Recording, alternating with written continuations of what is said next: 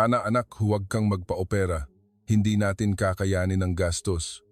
Sumamo ang luha ang boses ng kanyang ama sa telepono.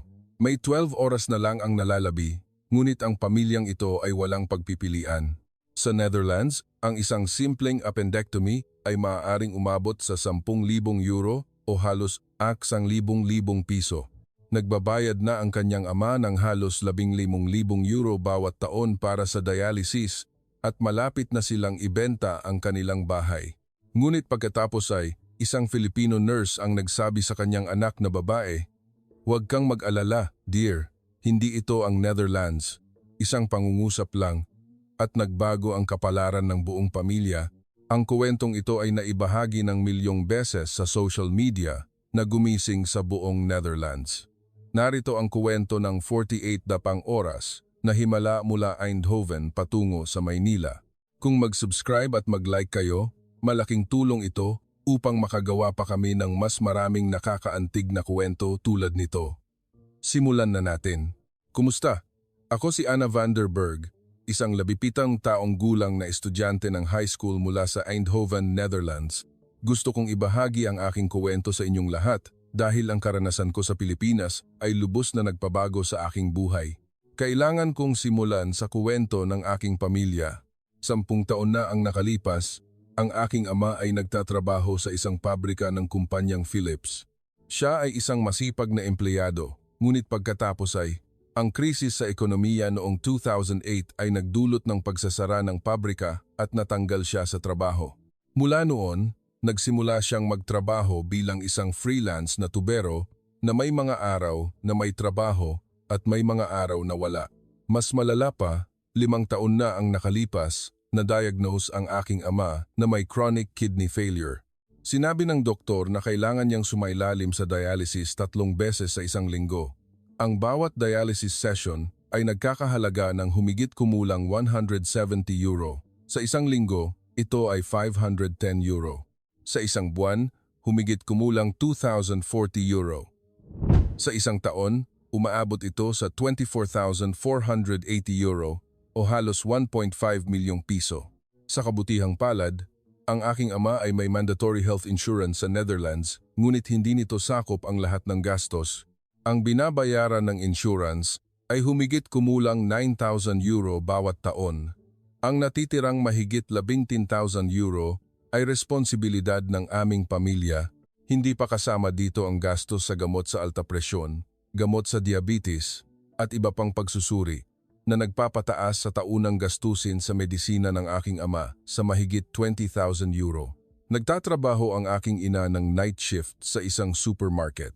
Nagtatrabaho siya mula 10 p.m. hanggang 6 a.m., kumikita ng 12 euro bawat oras, na nagbibigay sa kanya ng kita na humigit kumulang 2,080 euro bawat buwan. Ang aking ama, na freelance, ay kumikita ng average na 1,500 euro bawat buwan. Kaya, ang kabuuang kita ng aming pamilya bawat buwan ay 3,580 euro. Matapos ibawas ang upa sa bahay na 1,100 euro at ang buwanang ambag namin sa gastusin sa medisina ng aking ama na humigit kumulang 1,290 euro mula sa 15,480 euro taon, mayroon na lang kaming 810 euro para sa aming pang-araw-araw na gastusin. Alam ko ang sitwasyon ng aming pamilya sa buong buhay ko. Kaya nagsimula akong magtrabaho ng part-time mula noong junior high. Pagkatapos ng klase, nagtatrabaho ako sa isang fast food restaurant ng 4 na oras at tuwing weekend, nagtatrabaho ako bilang cashier sa supermarket.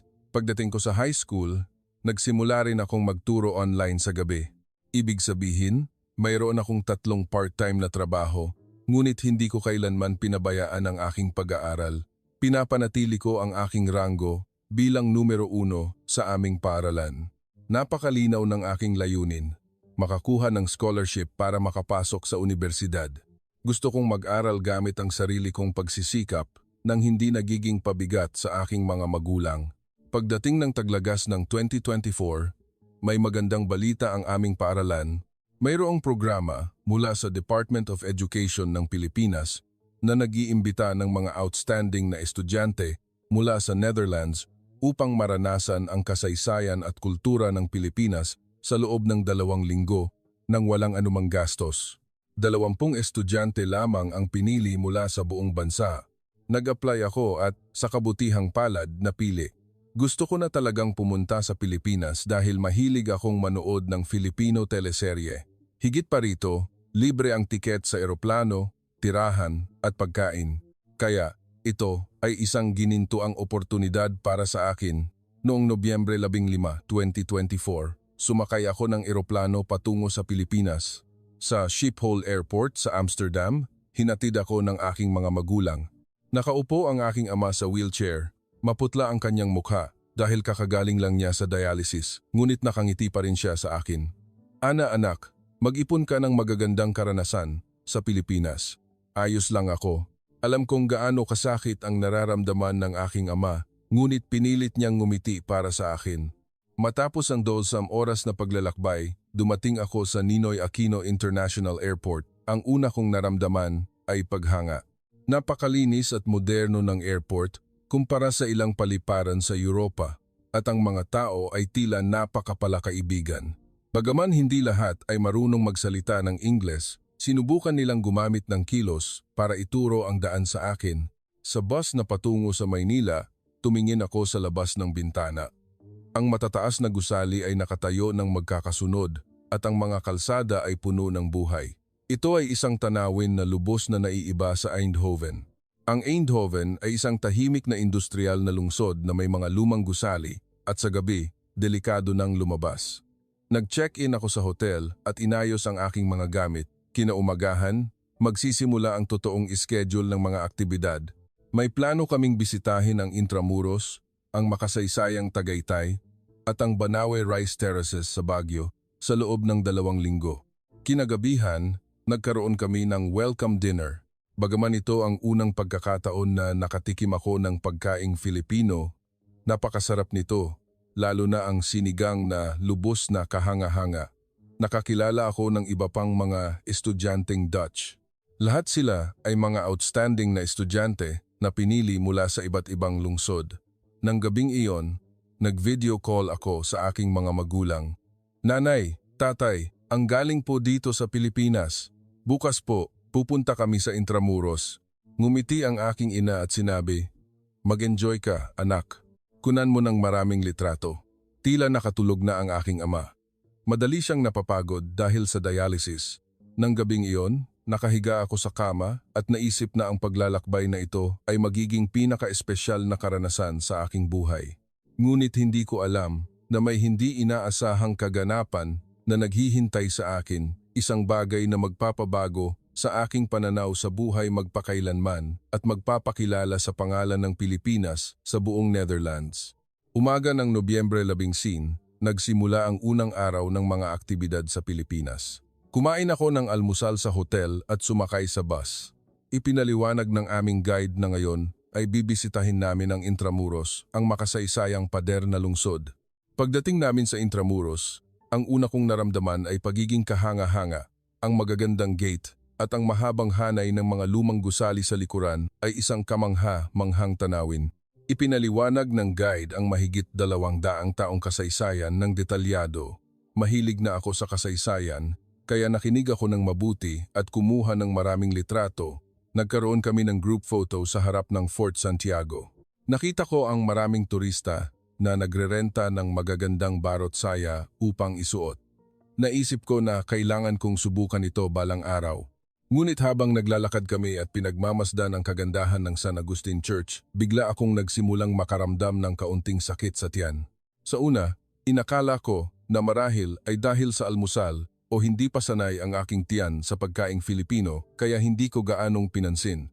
Matapos bisitahin ang Intramuros, kumain kami ng tanghalian ng pansit na masarap, ngunit masakit ang aking tiyan kaya hindi ako gaanong nakakain. Tinanong ako ni Sophie, ang kaibigan kong katabi, "Ana, ayos ka lang? Maputla ka?" Sumagot ako, "Ayos lang, siguro napagod lang ako." Sa hapon, bumisita kami sa Taal Volcano sa Tagaytay. Ang tanawin na pinalamutian ng mga sari-saring kulay ay tunay na maganda. Naglakad-lakad kami, kumuha ng litrato at huminto sa isang coffee shop. Ngunit ang sakit ng aking tiyan ay patuloy na lumalala hanggang halos hindi na ako makalakad. Humigit kumulang 5 p.m., nakabalik kami sa hotel. Ang oras ng hapunan ay 7 p.m., ngunit humingi ako ng pahintulot na magpahinga muna sa aking kwarto. Nagsimulang lumipat ang sakit sa aking kanang ibabang bahagi ng tiyan.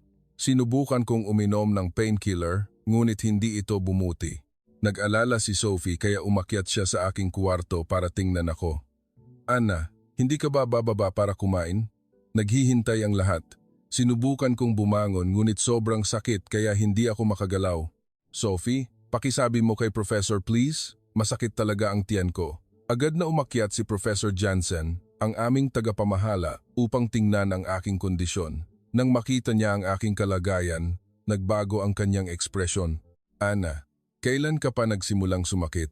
Mula pa po kanina, Professor, pero lumalala po ng lumalala. Sinubukan ni Professor ang aking noo. Ang init mo rin. Kailangan nating pumunta sa ospital ngayon na. Sa sandaling iyon, parang tumigil ang mundo. Nang marinig ko ang salitang ospital, pumasok sa isip ko ang larawan ng aking ama, ang dialysis ng aking ama, ang mga gastusin sa medisina na binabayaran namin linggo-linggo, ang sistema ng pampublikong kalusugan sa Netherlands na nagtutulak sa aming pamilya sa pagkalugi.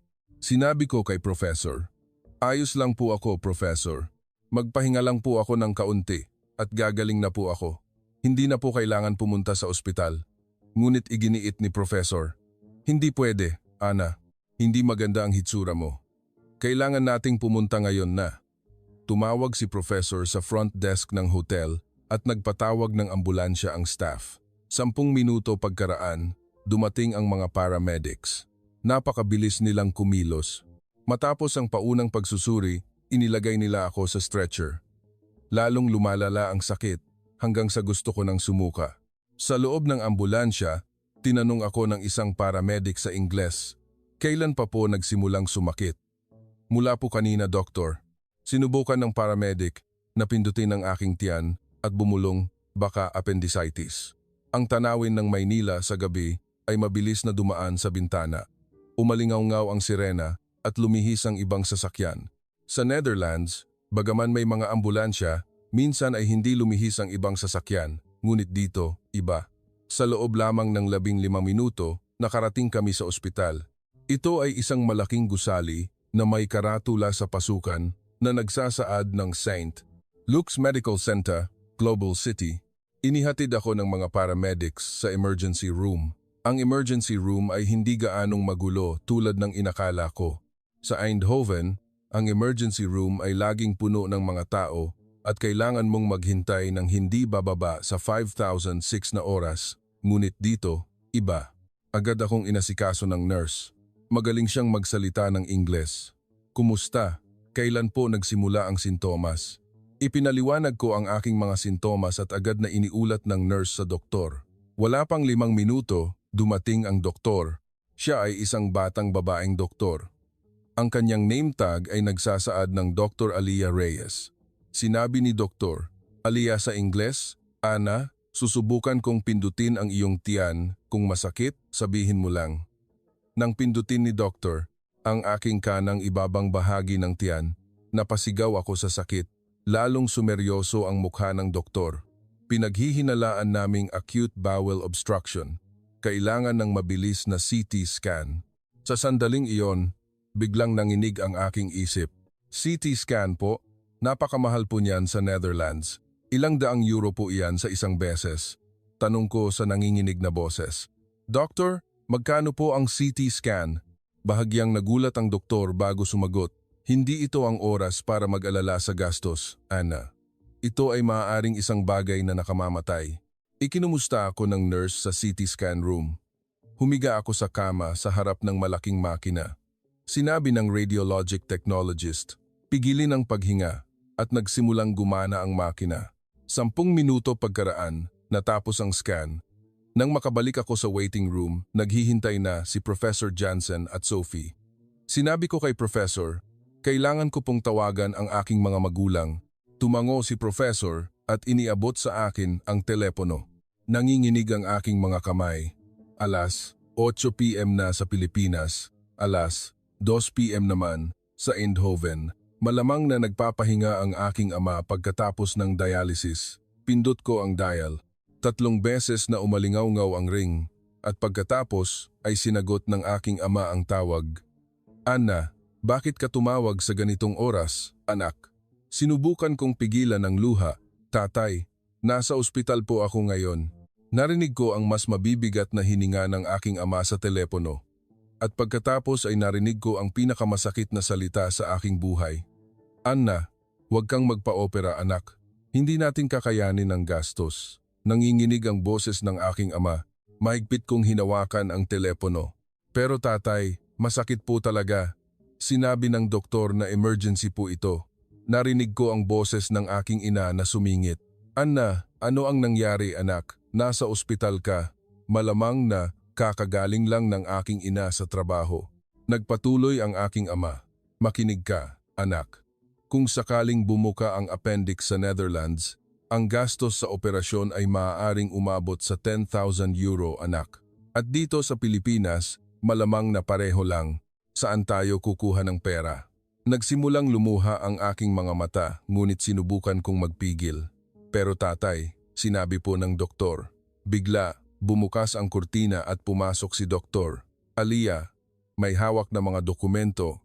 Anna, lumabas na ang resulta ng CT scan. Inilagay ko ang telepono sa speakerphone upang marinig din ng aking mga magulang. Ipinakita ng doktor ang larawan sa tablet at ipinaliwanag. Nakikita niyo ba rito? Ang maliit na bituka ay naipit. Ito ay isang acute bowel obstruction. Hindi ito appendicitis. Ngunit mas malala pa rito. Ang bituka ay napilipit. Mukhang seryoso ang doktor. Kung hindi po maoperahan ngayon, ano po ang mangyayari? Tanong ko. Nag-alinlangan ng kaunti ang doktor bago prangkang sumagot. Kung hindi maoperahan sa loob ng 12 oras, maaaring mamatay ang bahaging iyon ng bituka na magdudulot ng perforation at peritonitis. Maaari itong maging nakamamatay. Narinig ko ang isang sigaw sa telepono. Oh my God, Anna. Ang aking ama ay tahimik. Tumingin si Dr. Aliyah sa telepono at nagsalita sa Ingles. Mga magulang po ba kayo ni Anna? Opo, ako po ang ama. Sagot ng aking ama. Mahinahong ipinaliwanag ng doktor. Ang kondisyon ng inyong anak ay medyo malubha. Magsasagawa kami ng laparoscopic surgery na aabutin ng humigit kumulang 2 oras at may higit sa 99% na pagkakataon ng tagumpay. Ang aming ospital ay nagsasagawa ng daan-daang ganitong operasyon bawat taon. Tanong ng aking ama sa nanginginig na boses. Doktor, magkano po ang gastos? Nag-isip ng sandali ang doktor at sumagot. Ipapaalam sa inyo ng staff mula sa International Patient Services ang eksaktong detalye ng gastos. Ngunit sa ngayon, ang pagpirma sa consent for surgery ang pinakamahalaga. Kailangan kong malaman muna ang gastos, iginiit pa rin ng aking ama. Tumango ang doktor at lumabas. 5 minuto pagkaraan, pumasok ang coordinator mula sa International Patient Services. Ang kanyang name tag ay nagsasaad ng Ginang Mara. Magaling magsalita ng Ingles si Ginang Mara. Kumusta? Ipapaalam ko lang po ang detalye tungkol sa gastos. Binuksan ni Ginang Mara ang kanyang laptop at nagsimulang magkalkula. Ang operasyon para sa bowel obstruction ay gagawin sa pamamagitan ng laparoscopy. Kasama na ang gastos sa operasyon, anesthesia at kagamitan, tinatayang aabot sa humigit kumulang 76,800 piso. Sandali, 76,800 piso? Magkano po iyan sa euro? Pindutin ni Ginang Mara ang calculator. Ang exchange rate ngayon ay 1 euro ay humigit kumulang 60 piso. Kaya, aabot ito sa humigit kumulang 1,280 euro. Halos hindi ako makapaniwala sa aking narinig. 1,280 euro? Yan lang po ang lahat? Ngumiti si Ginang Mara. Opo, kung kasama ang gastos sa kwarto, hindi lalampas sa 1,500 euro. Narinig ko ang boses ng aking ama mula sa telepono. Ano po? 1,280 euro po. Opo, ang gastos sa operasyon ay humigit kumulang 1,280 euro, kinumpirma ni Ginang Mara. Nagtanong muli ang aking ama. Hindi po ba kayo nagkamali? Hindi po, tama po, sagot niya. Nabalot kami ng mahabang katahimikan. Alam kong nagulat ang aking ama kaya hindi siya makapagsalita. dahil alam namin na sa Netherlands, ang isang appendectomy lang ay nagkakahalaga na ng 5,000 hanggang 10,000 euro. Ngunit sa Pilipinas, ang operasyon para sa bowel obstruction ay 1,280 euro lang. Nagtanong ang aking ina sa telepono, "Ginang, 1,280 euro po ba talaga? Ito po ba ay presyo ng hindi pa nababawasan ng insurance?" Ngumiti si Ginang Mara, "Hindi po. Ito po ang presyo para sa mga pasyenteng dayuhan. Hindi po mahal ang gastos sa medisina sa Pilipinas." Nagpatuloy ang aking ama, "At ang gastos sa kwarto, ang ICU, ang gamot?" Mahinahong ipinaliwanag ni Ginang Mara, "Ang gastos sa kwarto ay humigit kumulang 5,400 piso bawat gabi o humigit kumulang 90 euro. Kung 3 gabi po kayo, ito ay 16,200 piso o 270 euro. Kasama na ang lahat ng gamot, inaasahan na aabot sa 1,500 euro. Sa sandaling iyon, napaiyak ako. Ito ay luha ng kaluwagan. Umiiyak din ang aking ama sa kabilang linya. "Oh my God, Ana, magpa-opera ka na anak, ayos lang." Umiiyak din ang aking ina. "Magpa-opera ka na anak, kami ng tatay mo ang bahala." Ngunit nag-aalala pa rin ako. "Nanay, tatay, 1,500 euro ay malaking halaga pa rin po para sa atin. Saan po tayo kukuha niyan?" Sumagot ang aking ama, "Huwag kang mag-alala anak. Gagamitin ko muna ang credit card. Ang buhay mo ang pinakamahalaga." Muling pumasok si Dr. Aliyah. "Nakapagdesisyon na po ba kayo? Hindi na tayo marami ang oras. Alas 8:30 PM na ngayon. Kailangan nating simulan ang operasyon bago mag-alas 8 AM bukas." Tumingin ako sa telepono at nagtanong, "Tatay, pwede po ba akong magpa-opera?" Mahigpit na sagot ng aking ama, "Magpa-opera ka na anak, gawin mo na ngayon. Ako ang bahala." Tumango ako kay Dr. Aliyah, "Magpapa-opera po ako." Ngumiti ang doktor. Magaling na desisyon at ibinigay niya ang consent form para sa operasyon. Ipinaliwanag ni Ginang Mara ang mga dokumento sa Ingles. Pumirma ako sa nanginginig na mga kamay. Mula ngayon, bawal na po uminom ng tubig at kumain.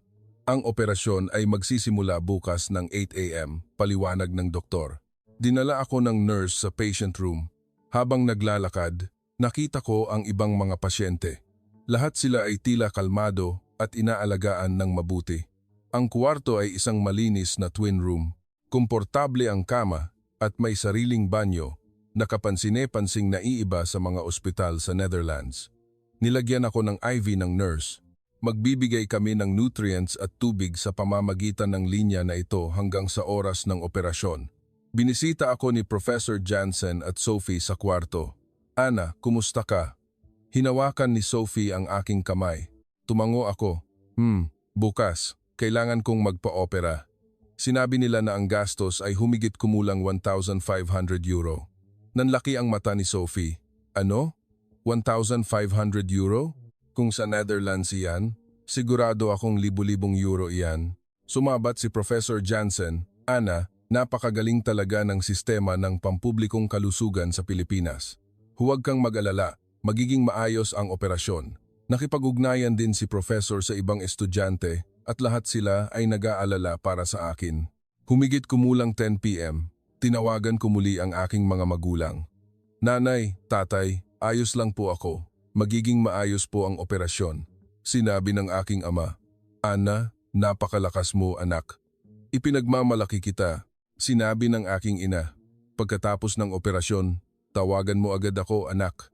Matapos ibaba ang telepono, nakahiga ako sa kama at nakatingin sa kisame. Hindi pa rin ako makapaniwala na kailangan kong sumailalim sa operasyon bukas. Ngunit may isang bagay akong sigurado. Kung nangyari ito sa Netherlands, sigurado akong malulugi ang aming pamilya. Napakaswerte ko talaga na nasa Pilipinas ako. Alas 5 AM kinabukasan, ginising ako ng nurse. "Ana, maghanda na po para sa operasyon." Bagaman hindi ako masyadong nakatulog, nakakagulat na kalmado ako. Tinulungan ako ng nurse na magpalit ng damit para sa operasyon at itinali ang aking buhok. Pinalitan niya ang IV drip at sinukat ang aking presyon ng dugo at temperatura. Alas 7 AM, binisita ako ni Dr. Aliyah. "Maayos po ba ang tulog niyo kagabi?" "Hindi po masyado," prangka kong sagot. Ngumiti ang doktor. Siyempre, sino ba ang makakatulog ng maayos bago ang operasyon? Ipinaliwanag muli ng doktor ang proseso ng operasyon. Magsasagawa kami ng laparoscopic surgery. Maglalagay kami ng 3 o 4 na maliliit na butas sa tiyan at ipapasok ang kamera at mga instrumento para sa operasyon. Mas mabilis ang paggaling sa ganitong paraan kaysa sa open surgery at halos walang iiwang peklat. Tumango ako. Matagal po ba? Humigit kumulang 2 oras po. Huwag po kayong mag-alala. Daan-daang beses na po akong nakagawa nito. Dumating din ang anesthesiologist. Siya ay isang batang lalaking doktor. Kumusta po? Magbibigay po kami ng pampamanhid. Makakatulog lang po kayo at paggising niyo po. Tapos na ang operasyon. Tinanong ng doktor kung may allergy ako sa gamot o kung nagkaroon na ako ng operasyon noon. Sumagot ako na wala. Alas, 7:05 AM. Nagtulak ang nurse ng portable bed. Punta na po tayo sa operating room. Inilipat nila ako sa kama. Habang gumagalaw ang kama sa pasilyo, mabilis na dumaan ang mga ilaw sa kisame. Sumakay kami sa elevator patungo sa palapag na may mga operating room. Nang makarating kami sa waiting room bago pumasok sa operating room, nakita ko si Professor Jansen at Sophie. Hinawakan ni Professor ang aking kamay. Ana, magiging maayos ang lahat. Hinihintay ka namin dito. Lumuluha si Sophie. Ana, mahal kita. Kailangan mong lumabas ng ligtas. Sinubukan kong ngumiti. Siyempre, Sophie, pagkatapos ng operasyon, kakainin ko lahat ng pagkaing Filipino. Bigla, may isang nurse na lumapit. Siya ay isang babaeng medyo may edad na ngunit may napakainit ng ngiti. Ang kanyang name tag ay nagsasaad ng Ate Lydia. Sinabi ni Ate Lydia sa Ingles, Ana, kinakabahan ka ba? Tumango ako. Opo, natatakot din po ako at nag-aalala sa gastos. Hinawakan ng nurse ang aking kamay. Napakainit ng kanyang kamay. Huwag kang mag-alala, dear. Hindi ito ang Netherlands. Ang pangungusap na iyon ay nagpatunaw sa aking puso. Hindi ito ang Netherlands. Bagaman simpleng salita, napakalaki ng nakatagong kahulugan nito. Nangangahulugan ito na dito, walang sinuman ang mamamatay dahil walang pera para sa paggamot. Dito, ang buhay ng pasyente ang pinakamahalaga. Nagpatuloy ang nurse. Sa Pilipinas, mayroon kaming sistema ng universal na pangkalusugan sa pamamagitan ng PhilHealth na tumutulong na panatilihing abot kaya ang mga gastos. Ang mga pasyenteng dayuhan ay laging nagugulat. Sa Netherlands, ang operasyon ay nagkakahalaga ng 10,000 euro, ngunit dito, 1,500 euro lamang. Nagsimulang dumaloy ang aking luha. Maraming salamat po. Bumukas ang pinto ng operating room. Anna Vanderberg, tawag ng nurse. Pumasok ako sa operating room. Ang operating room ay mas maliwanag kaysa sa inakala ko. May malaking ilaw sa kisame at maraming medikal na instrumento. Inilipat ako sa operating table. Naghihintay si Dr. Alia na nakasuot ng surgical scrubs. Ana, sisimulan na po natin. Bibigyan ka na ng gamot ng anesthesiologist at makakatulog ka na. Iniksyon ng anesthesiologist ang isang gamot sa IV drip. Bilang ka hanggang 3. 1, 2, at nawala ang aking malay. Napakabilis nito. Wala akong anumang panaginip, naramdaman ko lang na nawala ang aking malay. Muling nagmulat ako sa recovery room. May nurse na tumatawag sa aking pangalan. Ana, gising na po. Tapos na po ang operasyon. Napakahirap magmulat. Napakabigat ng aking mga talukap, parang may nakapatong na tingga. Ngunit dahan-dahan akong nagmulat at nakita ang malabong mukha ng nurse. Maayos po ba ang operasyon? Tanong ko sa nanunuyot na boses. Opo, maayos na maayos po. Napakagaling ni Dr. Alia, nakangiting sagot ng nurse. Napabuntong hininga ako sa kaluwagan. Sinubukan kong hawakan ang aking tiyan at naramdaman na may benda roon. Hindi masakit gaya ng inakala ko. Gaano po katagal? 2 oras at 10 minuto po, ayon sa plano. Matapos manatili sa recovery room ng humigit kumulang 30 minuto, ibinalik ako sa patient room. Naghihintay sina Professor Jansen at Sophie. Ana, kumusta ka? Tumakbo si Sophie at hinawakan ang aking kamay. Ngumiti ako. Ayos na ako, pero nauuhaw ako ng sobra. Nagbigay ang nurse ng maliliit na tipak ng yelo. Dahan-dahan po ang paghigop. Huwag po masyadong marami. Sinabi ni Professor Jansen. Nakipag-ugnayan ako sa iyong mga magulang, sinabi ko na maayos ang operasyon. Humigit kumulang 2 p.m., nag-video call ako sa aking mga magulang. Pareho silang nasa linya. Ana, nanginginig ang boses ng aking ina. Nanay, ayos na po ako. Tapos na po ang operasyon. Ngumiti ang aking ama. Napakagaling ng anak ko. Magpahinga ka ng mabuti anak. Tinanong ko silang dalawa, Nanay, Tatay, ano po ang mangyayari sa 1,500 euro? Sumagot ang aking ama, Huwag kang mag-alala anak. Pinalaki ko na ang limit ng credit card ko. Dahan-dahan nating babayaran. Naramdaman ko agad ang pagkakasala. Bigla, lumapit si Sophie sa aking kama. Ana, may sasabihin ako. Tumango ako. Binuksan ni Sophie ang kanyang telepono para ipakita. Nagsimula na ang ating mga kaibigan ng fundraising para tulungan ka sa gastos sa paggamot. Nagulat ako. Ano? Fundraising? Ipinaliwanag ni Sophie. Oo, nakipag-ugnayan ako sa lahat ng 20 kaibigan sa programa at sa mga kaibigan sa school din. May 23 tao na ang naglipat ng pera ngayon. Ipinakita ni Sophie ang screen ng bank app. May mahabang listahan ng mga transaksyon. Sophie, 75 euro. Miguel, 50 euro. Emma, 100 euro. Nagsimulang dumaloy ang aking luha. Sophie, totoo ba ito? Ngumiti si Sophie. Totoo, nag-aalala ang lahat sa iyo. At nang marinig nila kung gaano kamura ang paggamot sa Pilipinas, nagulat sila. Sinabi nila na kung sa Netherlands iyan, hindi sapat ang perang iyon para bayaran ang consultation fee ng doktor. Sumabat si Professor Jansen, Ana, ang lahat ng perang nakalap ngayon ay 1,600 euro. Mas malaki pa kaysa sa gastos mo sa paggamot. Napaiyak ako sa tuwa. Hindi ako makapaniwala na ganoon kalaki ang naitulong ng aking mga kaibigan. Kinuha ko ang telepono para ipakita sa aking mga magulang. Nanay, tatay, tingnan niyo po ito. Nakatulong po ang mga kaibigan ko na makakolekta ng 1,600 euro. Maari na pong bayaran ang lahat ng gastos sa paggamot. Umiyak ang aking ama. Oh, ang galing talaga ng mga kaibigan mo. Umiyak din ang aking ina. Nang gabing iyon, nakahiga ako sa kama at naisip kung ano ang mangyayari kung nangyari ito sa Netherlands. Kahit na magkaroon ng fundraising ang mga kaibigan, imposible pa ring makakuha ng 10,000 euro. Kung 20 tao ang tutulong, kailangan nilang maglabas ng 500 euro bawat isa. Ngunit sa Pilipinas, ang gastos ay 1,500 euro lamang at 20 kaibigan ay kayang lutasin ang problemang ito. Napagtanto ko ang himala ng sistema ng pampublikong kalusugan sa Pilipinas. Dito, walang sinuman ang kailangang sumuko sa paggamot dahil walang pera. Dito, ang pasyente ang laging nauuna. Tama ang sinabi ni Nurse Lydia, hindi ito ang Netherlands. Ito ay isang ganap na ibang mundo. Ang unang gabi pagkatapos ng operasyon ay mahirap. Nang matapos ang epekto ng anesthesia, nagsimulang dumaloy ang sakit. Nagbigay ang nurse ng painkiller.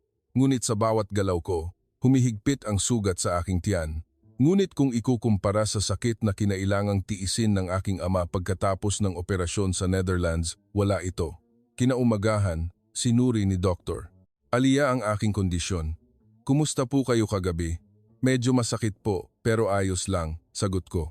Binuksan ng doktor ang bendahe para tingnan ang sugat. Napakaganda ng sugat. Ang laparoscopic surgery ay halos walang iiwang peklat, paliwanag ng doktor. Ipinaliwanag ng doktor ang proseso ng operasyon ng detalyado. Ana, sobrang napilipit ang iyong bituka. Ang ilang bahagi ng maliit na bituka ay napilipit ng 180 degrees. Kung naantala pa ng kaunti, maaaring namatay na ang bahaging iyon ng bituka. Napakadelikado ng kondisyon, nanginginig ako sa takot. Kaya, kung ipinilit ko po na huwag magpa-opera, maaaring namatay po ako, nagpatuloy ang doktor. 3 maliliit na butas ang nilagay ko sa pamamagitan ng laparoscopy. Dito, itinuro ng doktor ang aking tiyan at ipinasok ang kamera para makita ang imahe sa monitor habang inooperahan. Dahan-dahang inayos ang napilipit na bituka at sinuri kung walang bahagi na namatay. Sa kabutihang palad, maayos pa rin ang kalagayan ng bituka. May tanong ako. Doktor, Mas mahal po ba ang laparoscopic surgery kaysa sa open surgery? Ngumiti ang doktor. Sa Netherlands, siguro oo. Ngunit sa Pilipinas, hindi gaanong magkaiba dahil mas mabuti ito para sa pasyente. Kung kaya, pipiliin namin ang pamamaraang ito. At paano naman po sa Netherlands? Tanong ko. Nag-isip ng sandali ang doktor at sumagot, sa Netherlands, ang karaniwang open surgery para sa bowel obstruction ay nagkakahalaga ng 5,110,000 euro. Kung laparoscopic, maaring umabot sa 12,000-15,000 euro. Ngunit sa Pilipinas, kahit laparoscopic, humigit kumulang 76,800 piso lamang o humigit kumulang 1,500 euro. Hindi ako makapaniwala. Bakit po ganoon kalaki ang pagkakaiba? Ipinaliwanag ng doktor. Ang sistema ng pampublikong kalusugan sa Netherlands at maraming bansa sa Europa ay pinapatakbo ng mga pribadong kumpanya ng siguro. Ang mga ospital at kumpanya ng siguro ay kailangang makipagnegosasyon sa presyo na nagdudulot ng malaking gastos sa pangangasiwa. Ngunit sa Pilipinas, mayroon kaming universal na pangkalusugan sa pamamagitan ng PhilHealth na tumutulong kontrolin ng gobyerno ang mga presyo, kaya mas madali. At syempre, mas mataas ang suweldo ng mga doktor sa Europa. Ang mga doktor doon ay maaaring kumita ng 200,000, 300,000 euro bawat taon, ngunit sa Pilipinas, mas mababa iyan. Ngunit ang mga doktor sa Pilipinas ay pinahahalagahan at nirerespeto pa rin dahil hindi kami doktor dahil sa pera, kundi dahil gusto naming iligtas ang buhay ng tao. Lubos akong humanga sa sinabi ng doktor. Sa hapon, dumating ang physical therapist. Ana, kailangan niyo na po maglakad.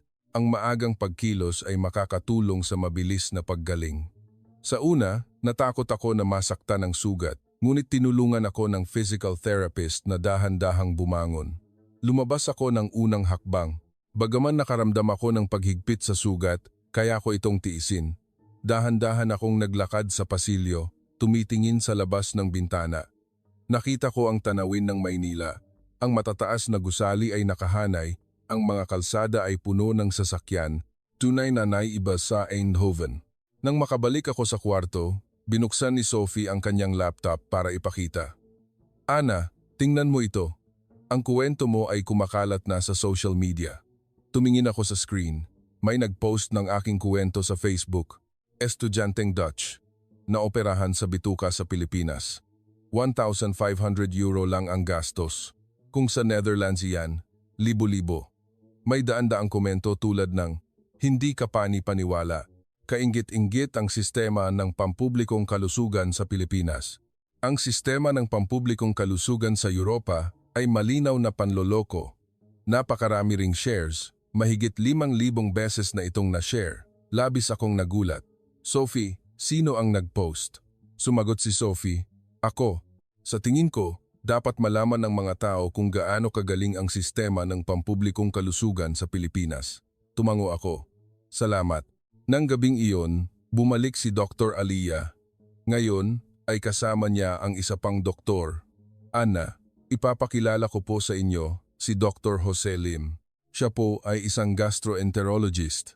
Inabot ni Dr. Jose ang kanyang kamay para makipagkamay. Anna, napakagaling ng resulta ng operasyon. Bukas, maaari ka nang magsimulang kumain ng liquid diet at sa loob ng 2 araw, malamang ay makauwi ka na. Labis akong natuwa. Totoo po, makakauwi na po ako ng ganito kabilis? Ngumiti si Dr. Aliyah. Iyan po ang bentahe ng laparoscopic surgery. Mabilis na paggaling. Idinagdag ni Dr. Jose, karamihan sa mga ospital sa Pilipinas ay may maikling average na panahon ng pananatili sa ospital dahil mahusay ang aming pamamahala. Ang parehong operasyon sa Europa ay maaaring mangailangan ng 5.7 araw na pananatili sa ospital, ngunit dito, 3,004 na araw ay sapat na. Kaya mas mura rin po ang gastos? Tanong ko. Tama po, dahil mas maikli ang panahon ng paggaling at hindi rin mahal ang gastos sa kwarto sa Pilipinas. Humigit kumulang 90 euro bawat gabi, samantalang sa Europa ay average na 1,000 hanggang 1,500 euro bawat gabi. Paliwanag ni Dr. Jose. Hindi ako tumigil sa pagtataka. Lahat ay naiiba sa Netherlands. 10 beses na mas mura ang gastos, mas mahusay ang serbisyo, mas mabilis ang paggaling. Doktor, dahil napakagaling ng sistema ng pampublikong kalusugan sa Pilipinas, bakit hindi po ito magaya ng Netherlands? Tanong ko. Napabuntong hininga si Dr. Aliyah. Politika. Sa Europa, napakalakas ng mga kumpanya ng seguro. Hinaharangan nila ang pagpapatupad ng tunay na universal na pangkalusugan. Nagalit ako dahil ang aking ama ay naghihirap din dahil sa sistemang iyon. Kinaumagahan, nakakain ako ng arroz caldo sa unang pagkakataon. Ito ay isang simpleng Filipino rice porridge, ngunit masarap. Sinabi ng nurse na dahan-dahan lang akong kumain. Kung normal ang tiyan ko, sa tanghalian ay makakakain na ako ng kanin. Sa hapon, nagsimula akong maglakad muli. Ngayon ay nakapaglakad na ako mag-isa. Naglakad-lakad ako sa pasilyo. Lumabas din ang ibang pasyente. Ngumiti sa akin ang isang matandang babae. Bagaman hindi ako marunong magsalita ng Tagalog, kinawayan ko siya pabalik. Ang init na iyon ay umabot sa aking puso. Nang makabalik ako sa kuwarto, dumating si Ginang Mara, ang coordinator. Ana, narito na po ang huling bill ng gastos. Bilis ng aking puso. Magkano po? Ipinakita ni Ginang Mara ang dokumento. Gastos sa operasyon 64,800 piso. Gastos sa anesthesia 9,000 piso. Gastos sa kagamitan 10,000 piso, gastos sa kwarto 16,200 piso, gabi sa 5,400 piso, gabi, gamot, at iba pa 6,550 piso. Kabuuang halaga 106,550 piso. Pinindot ni Ginang Mara ang calculator para i-convert sa euro, 1,911 euro. Mas mataas ng kaunti kaysa sa inaasahan, dahil maaaring kailangan kong manatili pa ng isang araw. Napawi ang aking pag-aalala. Ayos lang po. Ang mga kaibigan ko po ay nakakolekta ng 1,950 euro. Halos sapat na po. Ngumiti si Ginang Mara. Mayroon po kayong napakagagaling na kaibigan. Tumango ako. Opo, mayroon akong pinakamagagaling na kaibigan sa mundo. Umaga ng ikatlong araw pagkatapos ng operasyon, binisita ako ni Dr. Aliyah. Ana, makakauwi ka na po ngayon. Napakaganda na po ng iyong kondisyon. Natuwa ako, ngunit nalungkot din na kailangan kong umalis sa Pilipinas. Napakaraming natutunan ko sa ospital na ito. Nagbigay ang nurse ng payo bago ako umuwi. May gamot po kayong iinumin sa loob ng 3 araw, antibiotic at painkiller. Inumin po 3 beses sa isang araw pagkatapos kumain. Ang tahi po ay kailangan tanggalin sa loob ng 1 linggo. Pwede niyo pong ipatanggal sa ospital sa Netherlands. Tumango ako. Huwag po munang magbubuhat ng mabigat at iwasan ang mabibigat na ehersisyo sa loob ng 1 buwan. Pero pwede po kayong maglakad. Mas maraming lakad, mas maganda, mahinahong paliwanag ng nurse. Lahat ay sistematiko at puno ng kabaitan. Alas, 10 a.m., dinala ni Ginang Mara ang huling bill. Ang kabuuang halaga ay 1,911 euro. Paano po kayo magbabayad? Tumingin ako kay Sophie. Babayaran namin gamit ang perang nakalap, sagot ni Sophie. Kinuha ni Sophie ang kanyang telepono para ipakita. Ana, tingnan mo. Sa huli, may 20 kaibigan lahat ang naglipat ng pera, kabuuang 1,950 euro. Sa screen, may listahan ng mga pangalan. Sophie, 75 euro, Miguel, 80 euro, Emma, 100 euro, David, 50 euro, Emily, 75 euro. Nagsimulang dumaloy ang aking luha. Tiningnan ko ang pangalan ng bawat kaibigan ng may pasasalamat. Lahat sila ay mga kaibigan sa programa o sa paaralan. Walang sinumang nagbigay ng malaking halaga, ngunit lahat ay nagbigay ng kung ano ang kaya nila. Kung sa Netherlands iyan, imposible iyan, sabi ni Sophie. Para makalikom ng 10,000 euro mula sa 20 tao, kailangan nilang maglabas ng 500 euro bawat isa. Paano kukuha ng ganoong pera ang mga estudyante ng high school na tulad natin? Ngunit ang 1,950 euro ay posible, average na mas mababa sa 100 euro bawat isa. Niyakap ko ng mahigpit si Sophie. Salamat. Maraming salamat talaga. Umiyak din si Sophie. Ana, magkaibigan tayo. Maliit na bagay lang iyan. Lihim ding pinunasan ni Professor Johnson ang kanyang mga luha. Dinala ni Ginang Mara ang card reader. Ginamit ni Sophie ang kanyang card para magbayad na pera na nilipat ng kanyang mga magulang. Kumpleto na po ang bayad. Narito po ang resibo. Inabot ni Ginang Mara ang dokumento. Kinuha ko ang resibo at naramdaman na totoo na ang lahat. Tunay nga, 1,911 euro. Ito ay isang halaga na hindi ko maiisip sa Netherlands. Ang buwanang dialysis ng aking ama ay 2,000 euro, ngunit ang operasyon na nagligtas sa aking buhay ay 1,911 euro lang. Matapos maghanda para umuwi, umalis kami sa kwarto. Sa pasilyo, nakita ko si Dr. Alia at Ate Lydia. Pinahapas ko silang dalawa. Doktor, Ate Lydia, maraming salamat po talaga. Iniligtas niyo po ang buhay ko. Ngumiti si Dr. Alia, ginagawa lang namin ang aming tungkulin. Hinawakan ni Ate Lydia ang aking kamay. Ana, pagbalik mo sa Netherlands, alagaan mo ang iyong kalusugan. At sana, tandaan mo ang magagandang kwento tungkol sa medisina sa Pilipinas. Tumango ako, hinding-hindi ko po malilimutan. Bumaba kami sa lobby ng ospital. Naghihintay ang iba pang mga kaibigan sa programa. Anna, sigaw ng lahat at tumakbo. Palapit. Inabot ni Emma ang isang bouquet ng bulaklak. Sinabi ni Miguel, "Ngayon, pwede ka nang magpatuloy sa paglalakbay, hindi ba?" Niyakap ko ang bawat kaibigan. Salamat, maraming salamat talaga sa pagtulong nyo sa paglikom ng pera. Sinabi ni David, pareho tayong isang pamilya, maliit na bagay lang iyan. Ang mga salitang iyon ay muli akong napaiyak. Sumakay kami sa bus, tumitingin sa labas ng bintana. Nakita ko ay ang tanawin ng Maynila. Naglalakad ang mga tao, maingay ang trapiko, abala ang mga tindahan.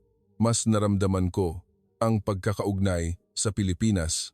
Nang makabalik kami sa hotel at naayos ang aming mga gamit, iniabot ni Sophie ang kanyang telepono. Ana, sikat na ang kwento mo. Ang post sa Facebook ay na-share na ng mahigit 100,000 beses at may libu-libong komento. Sinubukan kong basahin ang mga komento. Dapat matuto ang Netherlands sa sistema ng pampublikong kalusugan sa Pilipinas. Ang anak ko ay naoperahan sa appendix sa Amsterdam, 12,000 euro ang gastos. Sa Pilipinas, 1,500 euro lang. Hindi ka panipaniwala. Winawasak ng mga kumpanya ng seguro ang Europa. Sana lumipat ako sa Pilipinas. May isang komento na lubos na nakaantig sa akin.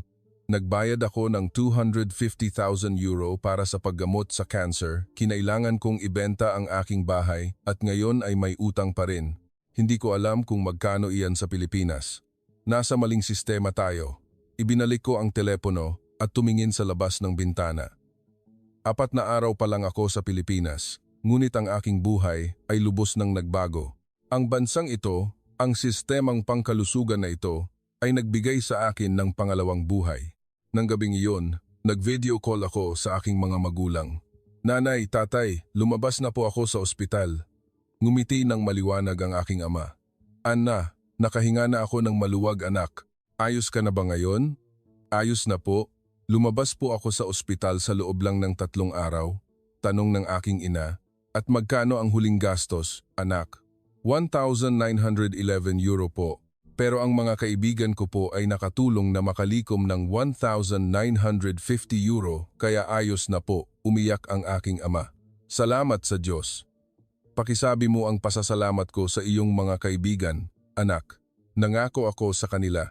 Nanay, tatay, paglaki ko po, gagawa po ako ng isang sistema ng pampublikong kalusugan na katulad ng sa Pilipinas sa Netherlands. Walang sino man ang magdurusa dahil sa gastos sa medisina. Hindi na po mag-aalala ang tatay sa dialysis. Sinabi ng aking ama Ana, napakabuti mo talagang bata anak. Ipinagmamalaki kita. Idinagdag ng aking ina, sana, anak, magawa mo ang iyong hangarin.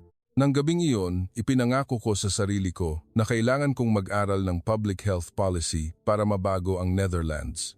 Kinaumagahan, muling nagsimula ang schedule ng aming paglalakbay. Nagpunta kami sa Tagaytay. Nakita namin ang isang napakalaki at kamangha-manghang kasaysayan.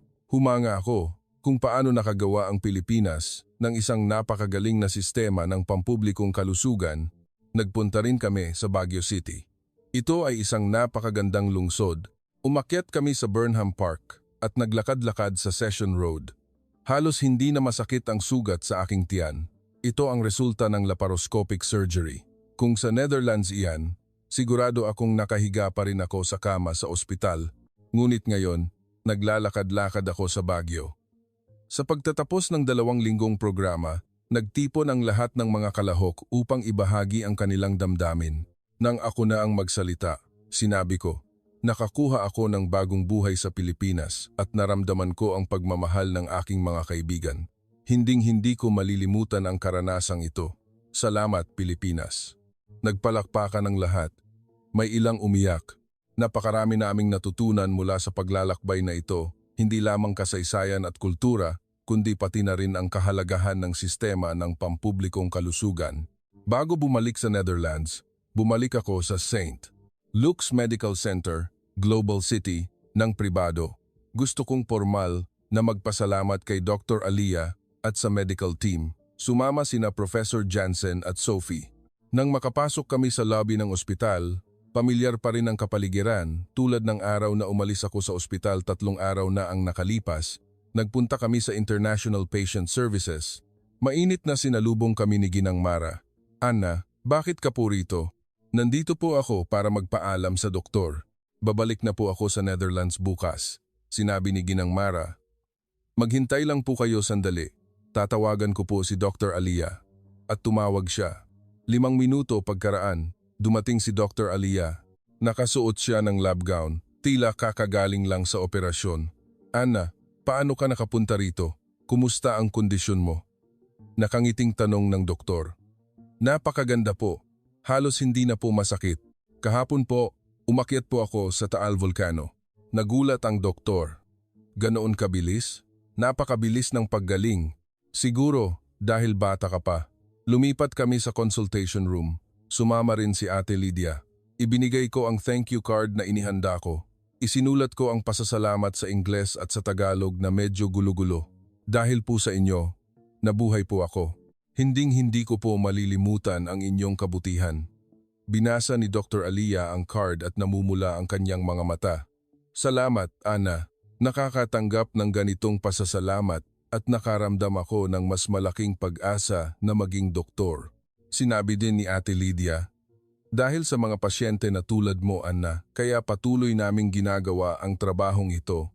Nagtatanong ako ng isang bagay na matagal ko nang iniisip. Doktor, bakit po napakagaling ng sistema ng pampublikong kalusugan sa Pilipinas? Mas mura kaysa sa Netherlands, ngunit mas mahusay ang serbisyo. Ano po ang sikreto? Nag-isip ng sandali ang doktor at nagsimulang magpaliwanag. Una, ang universal na pangkalusugan sa pamamagitan ng PhilHealth. Nakamit ito ng Pilipinas noong 1995 sa pagtatatag ng PhilHealth. Lahat ng mamamayan ay automatic na kabilang at kinokontrol ng gobyerno ang mga presyo ng paggamot kaya abot kaya. Ang ikalawa ay ang dedikasyon ng mga medikal na propesyonal. Mas mababa ang kita ng mga doktor sa Pilipinas kaysa sa mga doktor sa Europa, ngunit hindi kami doktor dahil sa pera. Gusto naming gamutin ang mga pasyente. Siyempre, nakakatanggap kami ng sapat na kompensasyon, ngunit hindi namin kailanman sinasamantala ang mga pasyente. Ang ikatlo ay ang kahusayan. Ang mga ospital sa Pilipinas ay mahusay na pinamamahalaan. Maikli ang panahon ng paghihintay, maikli ang panahon ng paggaling. Hindi kami nagsasagawa ng mga hindi kinakailangang pagsusuri. Ginagawa lamang namin ang talagang kinakailangang paggamot. Hindi tulad ng isang sistema na nakatuon sa pagkita ng pera mula sa hindi kinakailangang paggamot. Nakinig ako sa paliwanag ng doktor ng may paghanga. Wala po bang demerito ang sistema ng pampublikong kalusugan sa Pilipinas? Prangka namang sagot ni Dr. Alia, mayroon. Sobrang nagsisikap ang mga doktor dahil napakaraming pasyente. Sa isang araw, kailangan naming suriin ang 8,100 na pasyente, samantalang sa Europa ay 10,020 lang. At ang ilang kompensasyon ay masyadong mababa.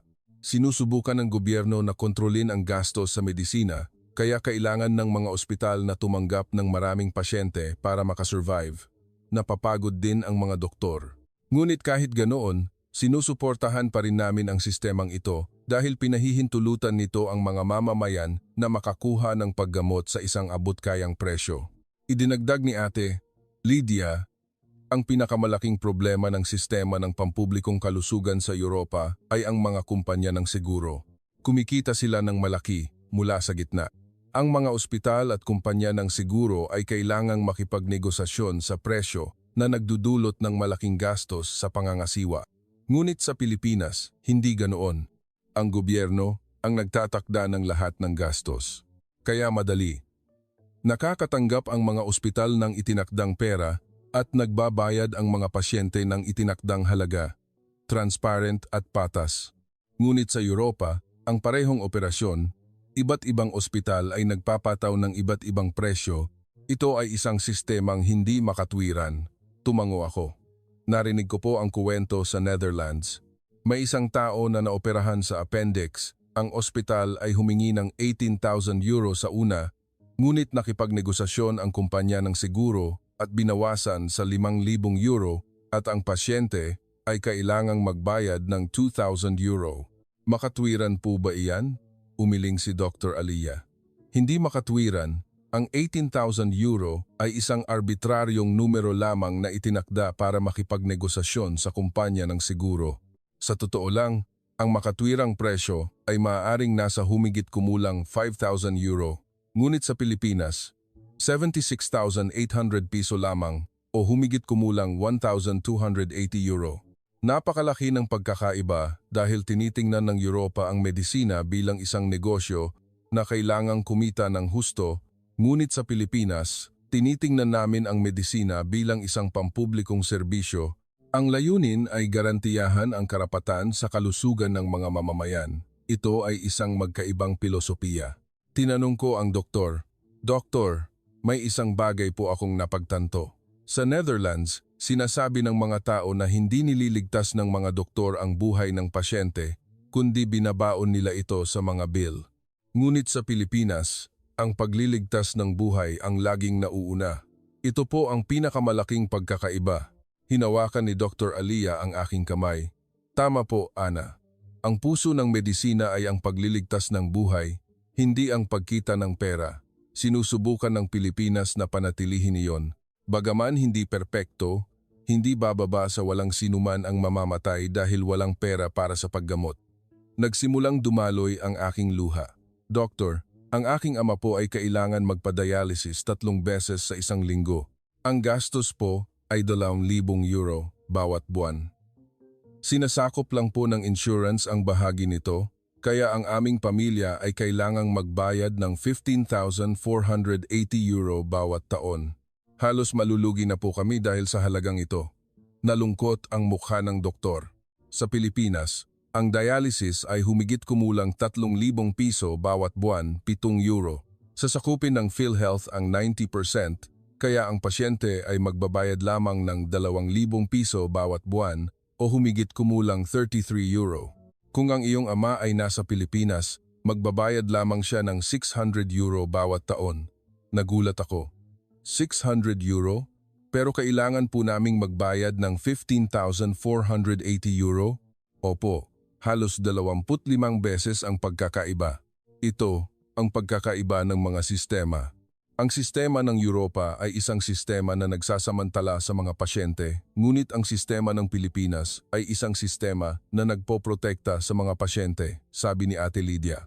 "Ana, hindi naman po ganito ang Pilipinas mula pa sa simula. Noong dekada 1960, ang Pilipinas ay isang mahirap na bansa at ang sistema ng pampublikong kalusugan ay mahina. Ngunit nagtulungan ang gobyerno at ang mga medikal na propesyonal upang makagawa ng universal na pangkalusugan. Inabot ito ng 30 taon. Kayang gawin din ito ng Netherlands kung may tunay na kagustuhan. Ang problema ay ang mga kumpanya ng seguro at gamot ay masyadong makapangyarihan. Nilolobi nila ang mga politiko upang harangan ang reforma. Ngunit kung ang mga kabataan na tulad mo, Ana, ay magsasalita, maaaring magbago ito. Nagdesisyon ako ng matatag. Doktor, Ate Lydia, nangangako po ako. Pagbalik ko sa Netherlands, ikukuwento ko po ang kuwentong ito sa lahat. Ipapaalam ko po sa mga tao kung gaano kagaling ang sistema ng pampublikong kalusugan sa Pilipinas at sa hinaharap Mag-aaral po ako ng public health policy upang mabago ang Netherlands. Ngumiti ng maliwanag si Dr. Alia. Napakahusay, Ana. Gawin mo iyan. Ikaw ang isang buhay na saksi, isang taong direktang nakaranas ng kahusayan ng medisina sa Pilipinas. Ang iyong kwento ay magiging inspirasyon sa maraming Dutch. Nagpaalam ako at lumabas sa ospital.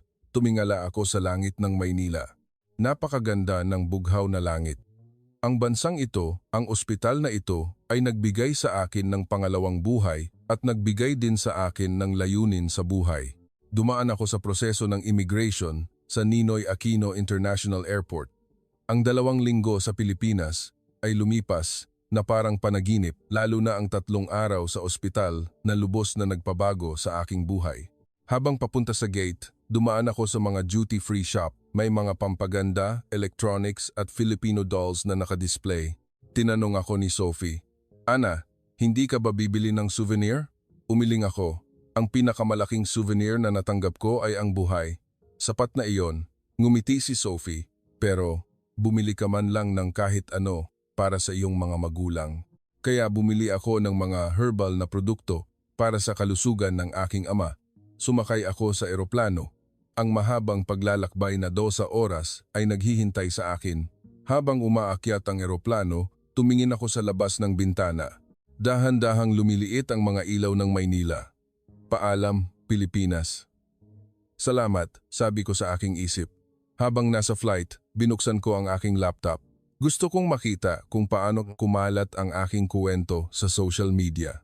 Binuksan ko ang Facebook, Twitter at Instagram at nagulat ako. Ang aking kwento ay lubos na kumalat. Mahigit 700,000 shares sa Facebook, 10,000 komento. Ana in the Philippines sa Twitter, 5,600 post. Sa Instagram, number PH Healthcare, 8,000 post.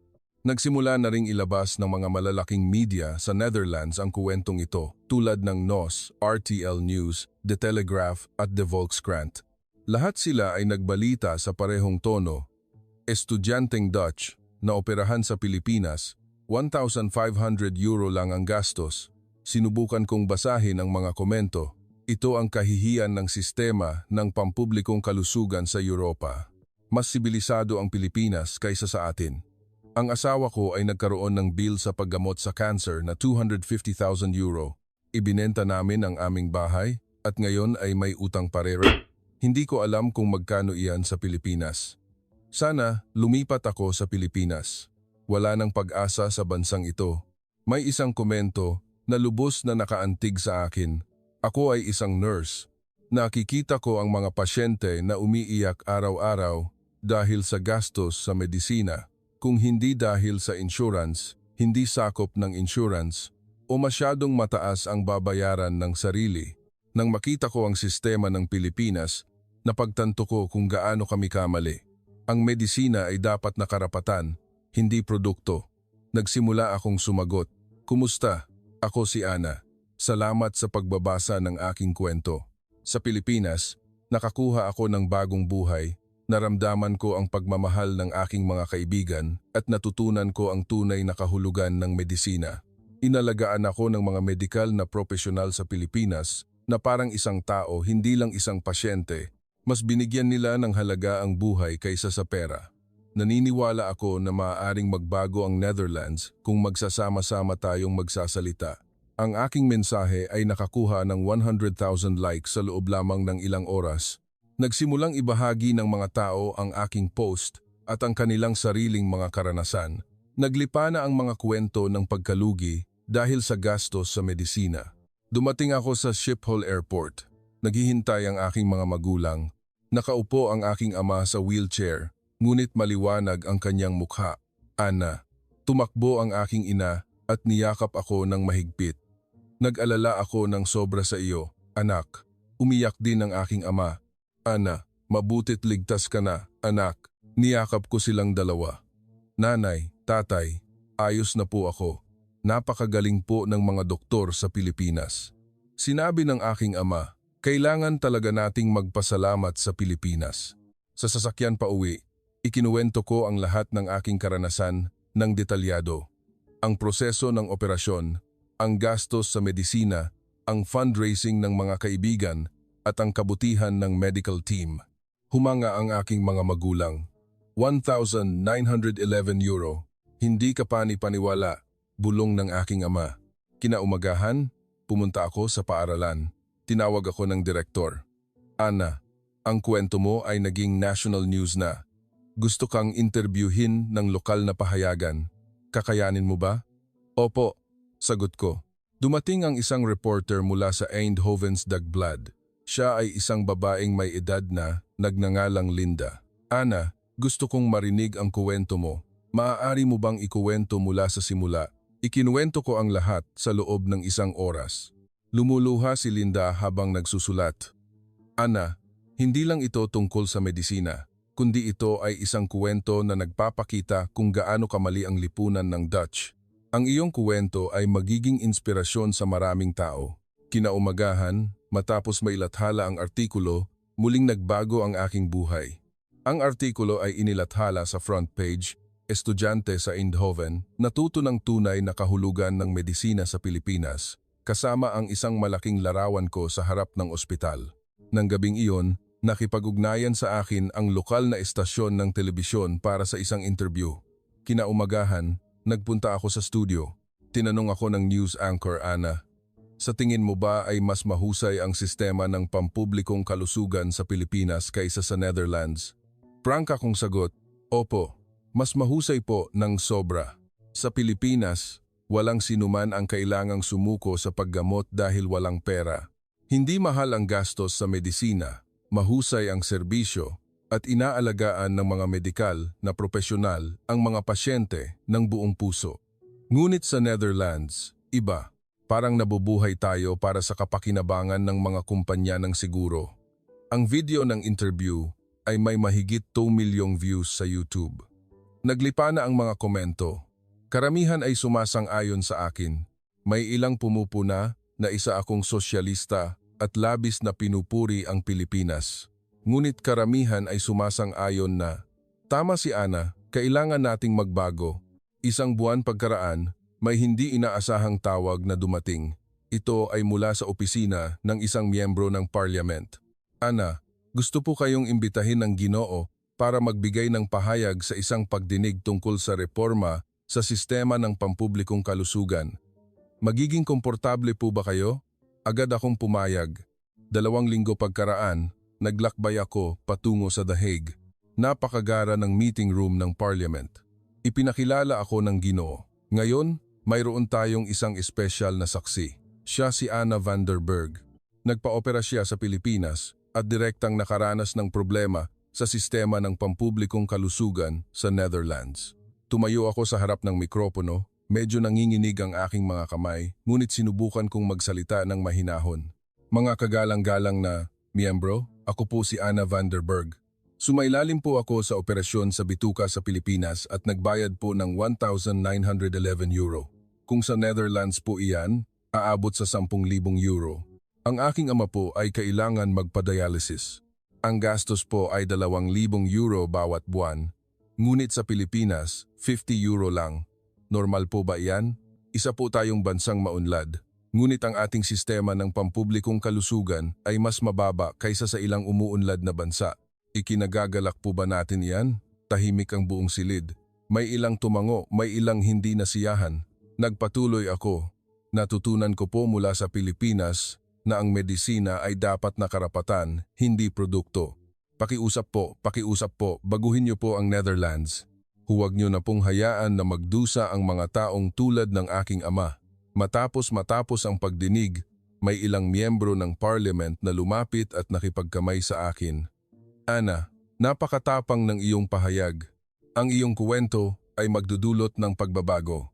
Nakaramdam ako ng pag-asa na posible ang pagbabago. Pagkatapos ng 6 na buwan, nagkaroon ng essay contest sa paaralan. Sumulat ako ng sanaysay tungkol sa bakit hindi magawa ng Netherlands ang tulad ng Pilipinas.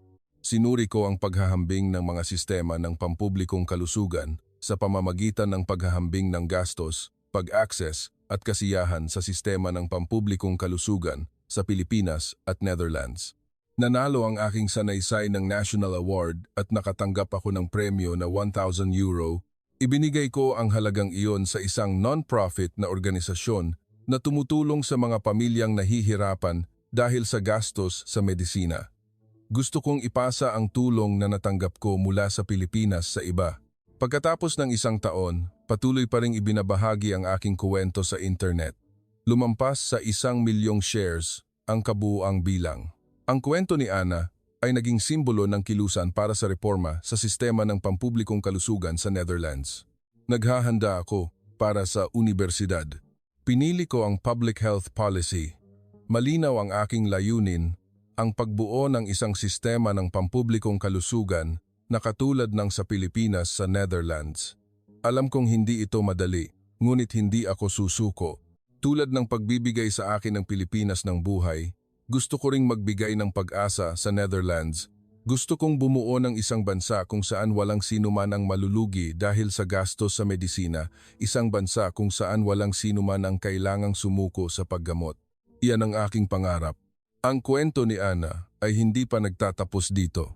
Nakakuha siya ng full scholarship upang mag-aral sa Faculty of Public Health Policy sa Leiden University, at ang kanyang pananaliksik sa paghahambing ng sistema ng pampublikong kalusugan ng Pilipinas at Dutch ay pinagtuunan ng pansin sa akademikong mundo.